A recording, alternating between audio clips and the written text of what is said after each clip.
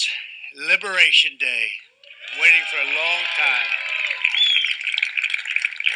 April 2nd, 2025 will forever be remembered as the day American industry was reborn, the day America's destiny was reclaimed, and the day that we began to make America wealthy again.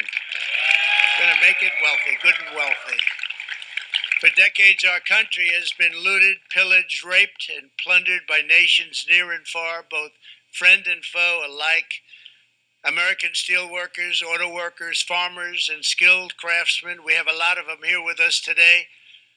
They really suffered gravely. They watched in anguish as foreign leaders have stolen our jobs, foreign cheaters have ransacked our factories, and foreign scavengers have torn apart our once beautiful American dream. We had an American dream that you don't hear so much about. You did 4 years ago, and you are now, but you don't too often, and for many years and decades even, you didn't hear too much about.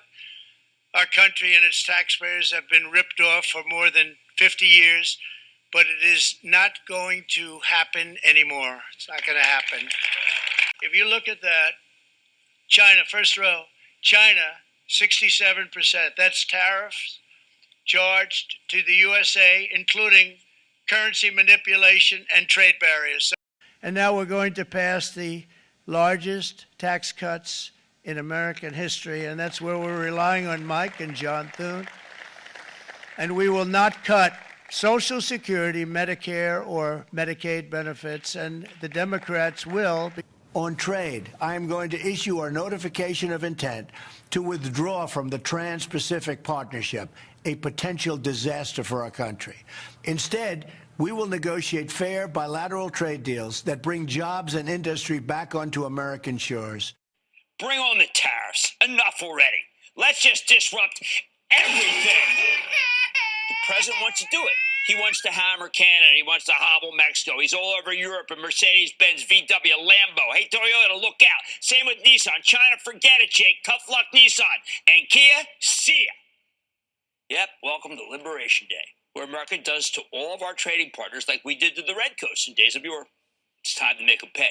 The detox period is off this incredible level of government spending that we've had, and an unsustainable amount of fiscal stimulus. And look, that's got to stop. That's got to stop. So, can we continue weaning ourselves off of that? And as we see private or public sector borrowing go down, private sector borrowing go up, public sector jobs come down, private sector jobs go up. Is it going to be perfectly symmetrical? No, but we did see an increase of 10,000 manufacturing jobs last month. Welcome to the Crypto Teacher, and you know I come back with that video just to make you think. Don't forget to like and subscribe to the channel. And make sure you're joining the Patrons. If you're not a part of the Patrons, make sure you're hitting the Cash App. And also, guys, make sure you go like and follow the TikTok. More videos to come. And we have Trump Liberation Day, Make America Wealthy Again. And we see after hours the stock market is plummeting. We'll see how the Asian markets do today. And we'll see how we do in the morning, guys. But we're definitely pulling back big right now. And we had Trump going over the countries with the tariffs. And we know the emerging markets could care less. And we look at China, and they're already taking their goods and moving it to the emerging markets. So the only thing America is going to receive are high-priced goods, which is going to weigh on the consumer. Guys, remember, this is a plan that moves in phases.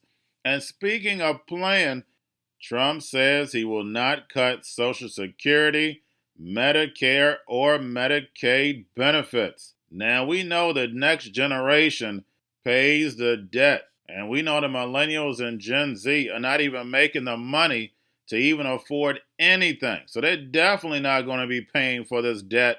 And right now, those who are paying, majority of them are not going to have a job. And all the layoffs that we've received for the last 2 years have been good paying jobs. So if you don't have people paying in to Social Security, Medicare, Medicaid, then who's going to pay for it? It's not going to get paid for. That's the reason why universal basic income is so important. But remember, you need that crisis first before they can bring it in.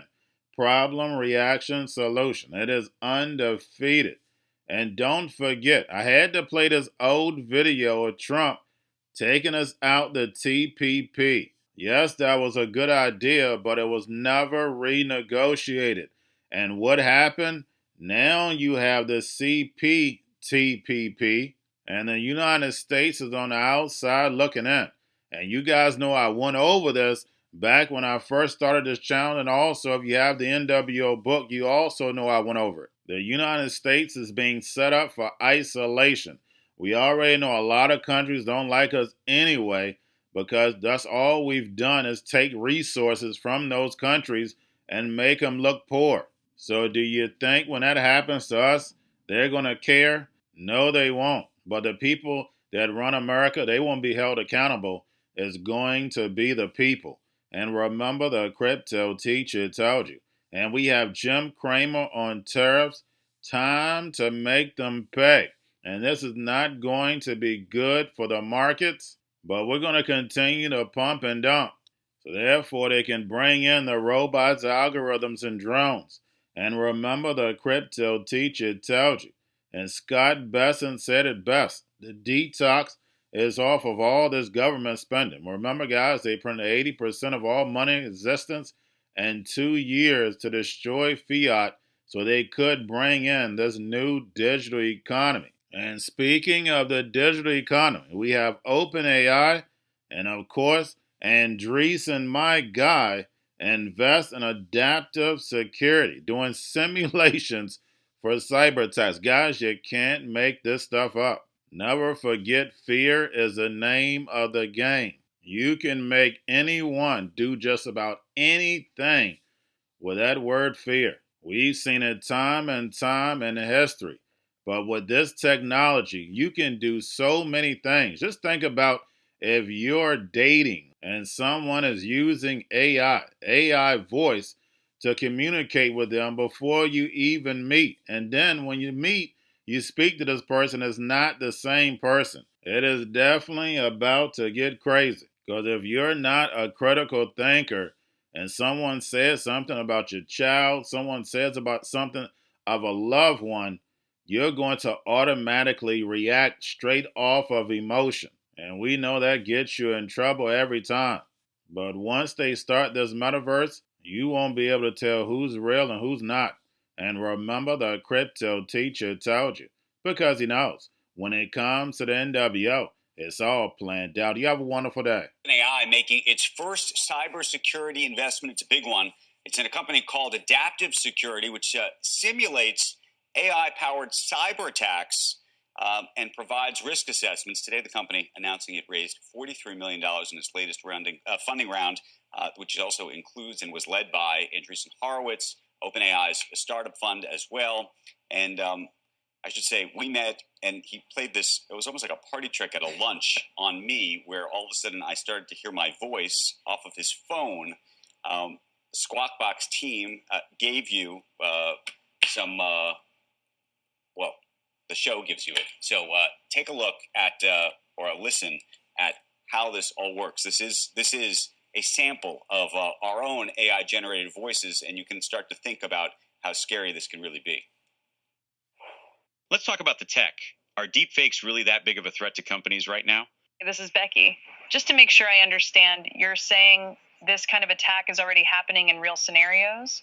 Hi there, this is Joe Kernan. Someone gets a recording of my voice from, Squawk Box Clips Online, and then they can just call up our finance team pretending to be me. Do people actually fall for this stuff? I mean, wouldn't someone notice it's not really me on the other end of the line? So joining us right now, first on CNBC, is Brian Long, is the co-founder of and CEO of Adaptive Security. I did say, I mean, it was a little bit different, and maybe it's because we know what's going on. You can hear it in the voice, but like when when I was sitting with you, and all of a sudden you broke out your phone and said, "Hey, do you want to hear yourself?" Mm-hmm. I was sort of in shock, and the idea that somebody could call somebody I know and say, "Hey, this is Andrew," and ask somebody to move money on my behalf is sort of a shocking and scary thing. Yeah, it's pretty wild, and the technology is getting better and better every day. So I think it's about 85% the way there today, but I think in the next year you're going to see it hit the mid-90s. And I think beyond just hearing the voice and likeness of the individual, and this is really important, it's not just voice and likeness, it's trained in all the open source information out there about you. Right. So clips about you, information about you, etc. With no secret thing. Well, the other thing that came out of our little lunch together was, I now have a password for our family, because you and I discussed this idea that somebody could call you. You could think it's your son or your wife or your daughter or whatever, and ask and know enough about you based on what's on the internet to maybe have like a genuine conversation. But if they don't know this one little thing, maybe that's going to. So in the business context, is everybody going to have a password? If you're the CEO of a company who has to interact with a CFO, for example, because you don't want the CEO, the fake CEO, calling the CFO saying, "Hey, you got to move X amount of money to transfer money to so-and-so." Yeah, so two things there, two tips. I think number one, you do want to make sure you have some sort of passcode. We're going to a different economy, and we're going to be learning more about that as we go. But clearly, we're learning that things can be done from remote locations. We're learning that technology can replace people even more than we thought. We're not going back to the same economy. We're recovering, but to a different economy, and it'll be one that is more leveraged to technology. And I worry that is going to make it even more difficult than it was for many workers. In Silicon Valley, and my friends who work in technology know that what we did to the manufacturing workers, we are now going to do to the retail workers, the call center workers, the fast food workers, the truck drivers, and then even bookkeepers, accountants, insurance agents, lawyers, and on through the economy. So what happened to the manufacturing workers is a very clear sign. And so we'll import Chinese-based CBDC technology. So it's going to be CBDC in a box provided to you by the People's Bank of China. But every stock, every bond, every currency, every commodity, every piece of art, every private business, every piece of real estate will eventually be a token on a blockchain, an entry on a ledger, permanent and immutable. We will have truth instead of trust, and we will save over $7 trillion a year. 6 to 8% of global GDP is wasted by the friction of the trust industry that's necessary when you have dual entry accounting. With triple entry accounting, which is what a blockchain is, we get rid of all of that friction. It's a beautiful future. Like what you see in China and their social credit scoring systems, right? If we get identity wrong, it could be a tool to enslave humanity. And if we get it right, it could be a tool to liberate humanity. And as an American, I'm obviously rooting for the one that's on the side of freedom. Bitcoin is an international asset. And also, I do believe the role of crypto is, it's digitizing gold.